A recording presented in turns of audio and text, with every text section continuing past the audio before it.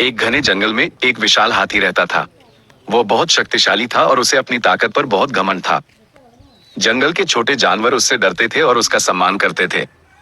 उसी जंगल में एक छोटा और चालाक बंदर भी रहता था। वो पेड़ों पर फुदकता रहता था और अपनी बुद्धिमानी के लिए जाना जाता था। बंदर स्वभाव से बहुत मिलनसार था और उसे दूसरों के साथ खेलना पसंद था।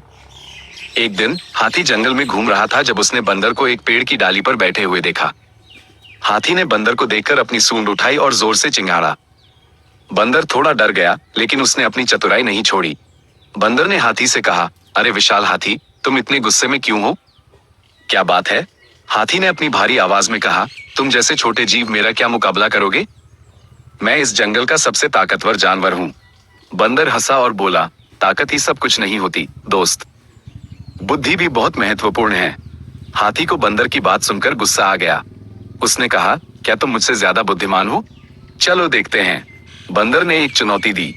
उसने हाथी से कहा कि वे दोनों एक दौड़ लगाएंगे। दौड़ जंगल के एक छोर से शुरू होकर दूसरे छोर पर खत्म होगी। हाथी अपनी ताकत के कारण आत्मविश्वास से भर गया और तुरंत मान गया। अगले दिन दौड़ शुरू हुई। हाथी अपनी भारी कदमों से जमीन हिलाता हुआ तेजी से भागा। बंदर पेड़ों पर कूदता और फुदकता हुआ आगे बढ़ा। हाथी सीधा भाग रहा था, लेकिन जंगल में कई बाधाएं थी। बड़े पेड़, घनी झाड़ियां और ऊबड़ खाबड़ जमीन। हाथी को इन बाधाओं को पार करने में बहुत मुश्किल हो रही थी। दूसरी ओर बंदर आसानी से पेड़ों पर चढ़ जाता, लताओं पर झूलता और मुश्किल रास्तों को तेजी से पार कर लेता। हाथी धीरे धीरे थकने लगा, जबकि बंदर फुर्तीला बना रहा। अंत में बंदर दौड़ के अंतिम छोर पर पहुंच गया और हाथी को बहुत पीछे छोड़ दिया। हाथी हांफता हुआ वहां पहुंचा और हार मान ली। बंदर ने हाथी से कहा, देखा दोस्त, ताकत जरूरी है, लेकिन बुद्धि और चतुराई उससे भी ज्यादा महत्वपूर्ण हो सकती है। हमें कभी भी किसी को छोटा नहीं समझना चाहिए। हाथी को अपनी गलती का एहसास हुआ।